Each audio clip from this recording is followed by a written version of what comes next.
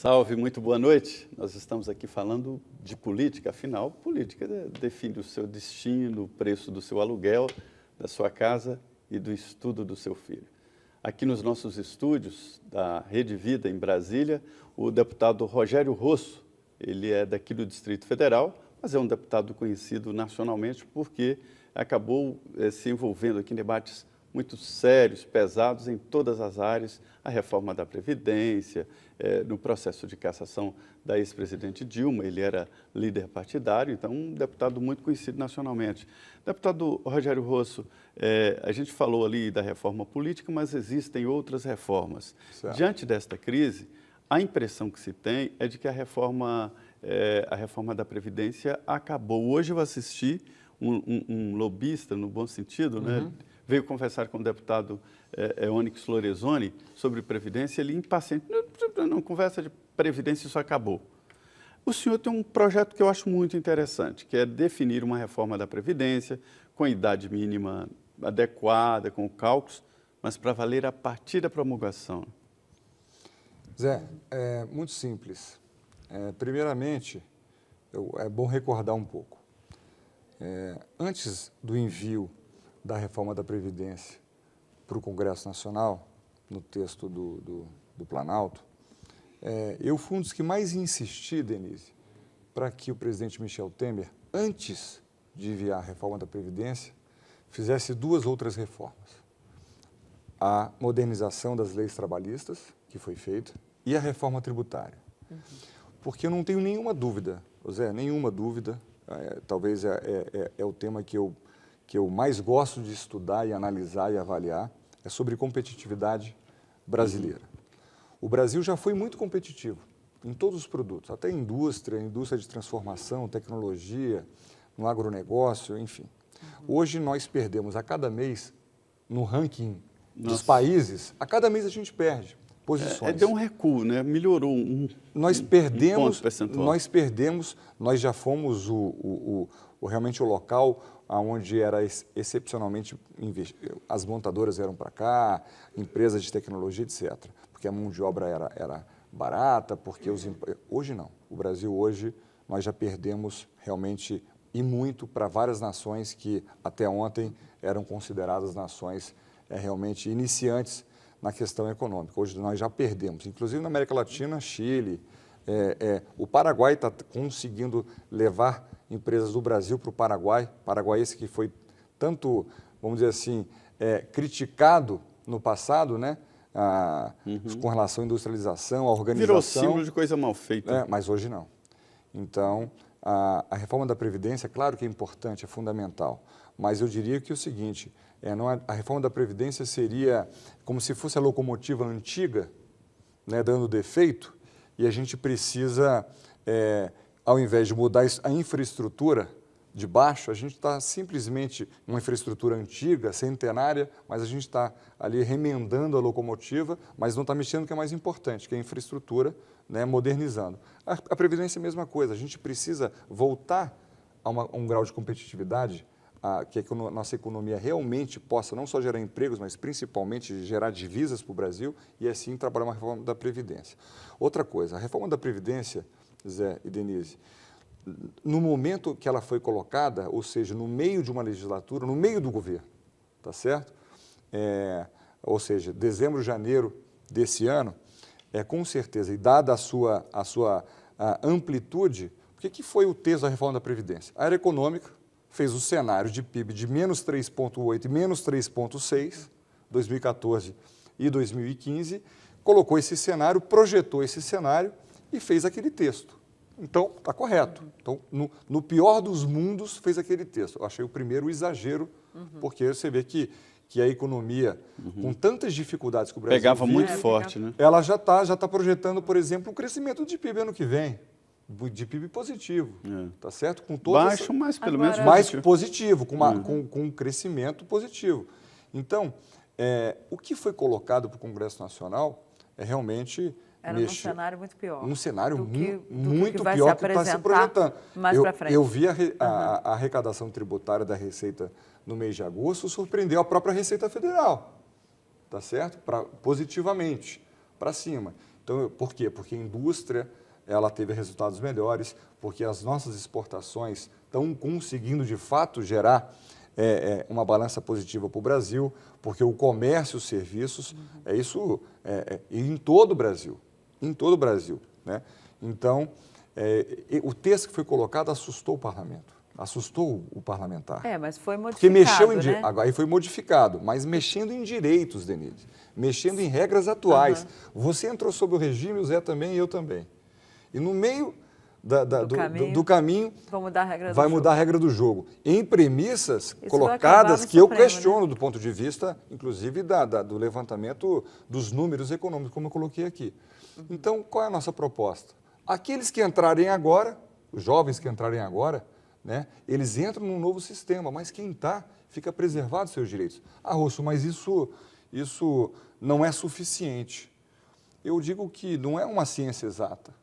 Nós não sabemos quanto que o Brasil vai... Se o Brasil crescer 6, 7%, a China cresce 10, 9, 8% há décadas, né? Se o Brasil crescer, como já cresceu, 4, 5, 6%, né, o impacto do déficit da conta da Previdência é muito menor, tá certo? E outra questão que a gente tem que enfrentar com muita transparência é o seguinte: felizmente, nós brasileiros estamos vivendo mais. Então, entra menos pessoas do mercado de trabalho e o brasileiro está vivendo mais. Essa conta não fecha.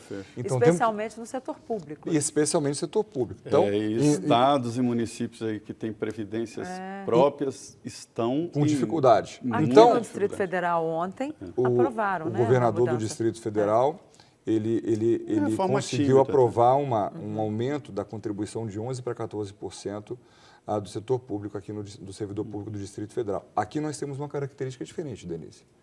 Aqui no Distrito Federal, o que a indústria é para São Paulo, o serviço público é para o Distrito Federal. 57% da nossa economia toda, ela é balizada no serviço público.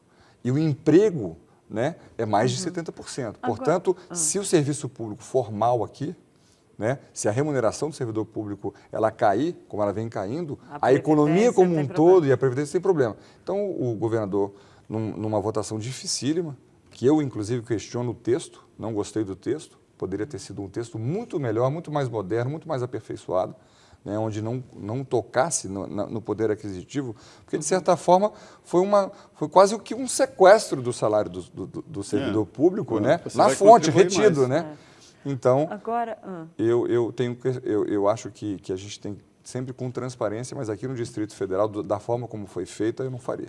Agora, a gente está percebendo também, embora haja aí os deputados estejam muito ariscos, não querem votar mesmo essa reforma da Previdência, eu já ouvi muita gente, muito deputado no Congresso, dizendo que, olha, tudo bem, talvez não dê para votar tudo agora, mas alguma satisfação a gente vai ter que dar, porque senão esse tema, essa pauta negativa vai virar assunto da campanha eleitoral. Então, assim, para já dar uma satisfação e tal, vamos fazer aqui O senhor vê alguma chance desse discurso pegar ou é só uma tentativa aí do próprio governo? Excelente pergunta. A reforma da Previdência era o assunto mais falado no Congresso antes do assunto da JBS. Era o mais falado. Hoje é o menos falado da reforma da Previdência. E do ponto de vista político, Denise, como é um tema que atinge a todo o Brasil, qualquer município brasileiro, qualquer família brasileira, a questão da Previdência, ela é importante. Então, assim, o parlamentar, se a gente for analisar as eleições, né, que serão em outubro do ano que vem, e a gente já está entrando em outubro, então, se a gente for analisar, é muito próximo. Né, contando que final de ano, julho, e com com o novo calendário eleitoral, está muito próximo. Então, o parlamentar, aquele texto realmente é quase impossível. O que o governo aceita? Quem me disse isso foi o presidente Michel Temer, na sexta-feira da semana passada. Ele entende que, de fato, aquele texto não se viabiliza mais, do ponto de vista político, mas que a questão da idade mínima é crucial. Exatamente porque a expectativa de vida do brasileiro mudou e isso é correto. E também a questão de alguns privilégios que ele entende que também tem que ser mexido para o futuro. Então, essas duas questões, a regra de transição não tocou, mas eu acho que são importantes. Eu diria, Denise, eu tenho consciência de que do jeito que está, vai chegar daqui a 6, 7 anos, se a economia brasileira continuar nesse patamar de crescimento, que não vai ter dinheiro para pagar os beneficiários da Previdência. Então, eu tenho consciência Perigoso, absoluta né? que a gente No tem Rio de que... Janeiro já tem parcelamento, né? A gente tem que mexer, tá certo? Então, eu tenho essa consciência e a depender do texto, eu farei sem nenhum problema, né? Mas existe também aqueles parlamentares que realmente eles já rejeitam a partir de agora qualquer alteração no sistema previdenciário. Entendem que o próximo presidente da República, no início do seu mandato, com um novo parlamento, com um novo Congresso Nacional, que vai ter as condições... Com a legitimidade das urnas, né? Porque muitos dizem que o Michel Temer não teria essa legitimidade, mas ele foi eleito também, né? Foi eleito, assim foi como eleito. E essa é a questão, Dilma. você elege a chapa, né? Você elege a chapa. A dificuldade aí está mesmo na defesa. Ninguém defende um assunto assim durante uma campanha eleitoral. Eu queria usar aqui a experiência do deputado Rogério Rosso. O deputado Rogério Rosso, ele militou muito na atividade empresarial, em grandes empresas multinacionais, e quando ele disse que gosta muito de competitividade, e eu gosto também, porque eu entendo que quando o município, quando o Estado e quando a União é competitiva, gera um ambiente de negócio propício que acaba alavancando empregos e desenvolvimento. Não dá para fugir disso.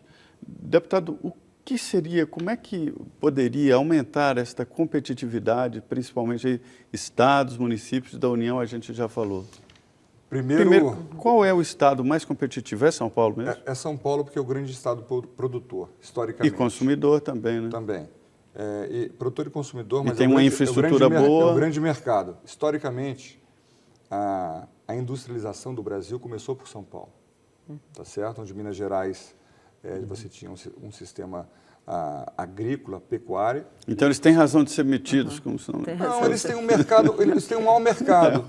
Qualquer empresa que queira vir para o Brasil, todos os seus laboratórios e análises é feito dentro de São Paulo. E isso é natural, tá certo? Ser competitivos é o seguinte: primeiro, o Brasil tem vocações. O Brasil tem vocações naturais que Deus nos deu, a agricultura, o clima, a hidrografia, nenhum país minério. tem a exposição solar. Não, graças a Deus, Deus foi generoso. 365 dias por ano. A nossa pauta de exportação, dos 10 itens, 9 são commodities. Isso tem um lado perigoso, porque o Brasil não consegue, à exceção de aviões, que é uma exceção, o Brasil não consegue mais exportar bens de capital, produtos manufaturados, tecnologia, etc. E uma nação ser, de fato, competitiva e global, porque esqueçam que para a gente conseguir gerar 13 milhões de empregos, para a gente conseguir rebater essa questão do desemprego, o mercado interno brasileiro não supre, a gente precisa vender para fora. Então a gente vai vender o que a gente é competitivo. E será que a gente consegue ser competitivo para produzir esse copo? Em tese, eu não sei de onde vem esse copo, Zé, mas eu acho que ele vem da China. Acho eu, ele vem da China. Tem grandes chances. Tem grandes chances. Mas a gente produzia copo em Santa Catarina, em São Paulo, a gente não consegue mais produzir copo de forma competitiva. Uma alta carga tributária, uma divisão de tributos municipais, estaduais e federais. Qual o grande problema do tributo brasileiro? Com todo respeito aos nossos colonizadores portugueses, né? O primeiro tributo do Brasil foi o pau-brasil. Quando já tinha exterminado o pau-brasil na extração, continuou o tributo do pau-brasil, só mudou de nome. E essa filosofia, né, e a coroa portuguesa mandava o capitão hereditário, o governador hereditário, etc., e foram criando impostos para eles. E o déficit do Brasil começou quando a família real mudou para o Brasil. E sempre acumulando impostos. Eles não pegavam 3 impostos antigos, transformavam em num só. E acumulando. É por isso que a gente tem mais de 60 impostos. E essa herança, né, desse sistema, com todo respeito eu falo, isso se tornou o quê? Contraproducente. Enquanto a Europa tem o IVA, Imposto de Valor Agregado, um imposto. E os Estados Unidos têm o Imposto de Venda Varejo e Imposto de Renda, por exemplo, o imposto de renda para a União e o imposto de venda varejo para os entes federativos, nós temos 50, 60 impostos. E aí começa a surgir esses escritórios, né, de planejamento tributário que ganham aí fortunas, que é um nome por bonito, causa da bagunça que é esse sistema tributário nacional. O Código Tributário Nacional. Agora, a gente não vê ninguém, toda vez, olha, desde que eu comecei a trabalhar em jornalismo, e já tem bastante tempo, eu ouço falar, tem que fazer reforma tributária, mas ainda não surgiu eu me lembro de pelo menos Denise, 5 projetos. Mas eu tenho uma tese. Eu primeiro vou falar com muito respeito. Eu sou formado em Direito e tenho muitos amigos da minha turma que trabalham na Receita Federal. São auditores, analistas, etc. Eu realmente tenho muito respeito. Mas tudo que você coloca para a Receita Federal, né, de simplificação, de modernização, tem resistência. Então, porque é bagunçado, aí o brasileiro não entende, acaba pagando tudo. A começar por aí. Então, acho que a gente tem que fazer uma... Mas é medo de cair arrecadação? Zé, sabe o que eu faria? Inclusive, eu faço um desafio para a Receita. Mantém um sistema e começa a rodar um alternativo como se fosse um teste. Ah, tá. Um teste virtual. Pega a empresa e, se fosse no novo sistema... Como é que Mas seria? eles têm essas projeções. Não, não tem essa projeção. Tem. Garanto que não tem. Olha, eles apresentaram 3 projeções dos projetos anteriores, do Mussa Demes. As projeções da Receita foram auditadas? Uma coisa são os números colocados, outra coisa... Então, assim, eu acho que o Brasil precisa de fazer um pacto da competitividade. Né? Inclusive, redistribuir de melhor forma os recursos que a gente chama de pacto federativo. Que lá na Constituição a gente colocou isso aqui é do município, isso aqui é do Estado, isso aqui é da União, esse fundo aqui é para suprir, etc, etc. Isso ficou antigo. Uma Constituição nova, de 88, tá certo? Ficou antiga no sistema tributário, eu garanto isso para vocês. Então, a reforma tributária, Denise, nunca ninguém... Primeiro tem que ter vontade. Primeiro precisa ter vontade da Receita Federal de entender que o Brasil ele realmente pode dar um salto enorme se a gente conseguir pegar as vocações do estado do Amazonas, que é um grande case. Se não fosse a Zona Franca de Manaus, quando a gente imaginaria que teria um parque industrial a 4.000 quilômetros no meio da Amazônia? Mas eles têm com competitividade. Por quê? Exatamente, lastreados em incentivos. Mas vontade de fazer. Só que fazer incentivo fiscal, achando que isso vai ser bom para o Brasil, Denise, é outro erro. Tanto é que os setores que foram incentivados nos últimos anos não deram nenhuma contrapartida, nem emprego, nem arrecadação. Então, o que a gente precisa é desenvolver educação, capacitação, tecnologia e entender o seguinte, o Brasil consegue ser competitivo, fazer copo? Não consigo, a gente não tem a matéria-prima da areia. A gente tem, né? Mas estou dando um exemplo.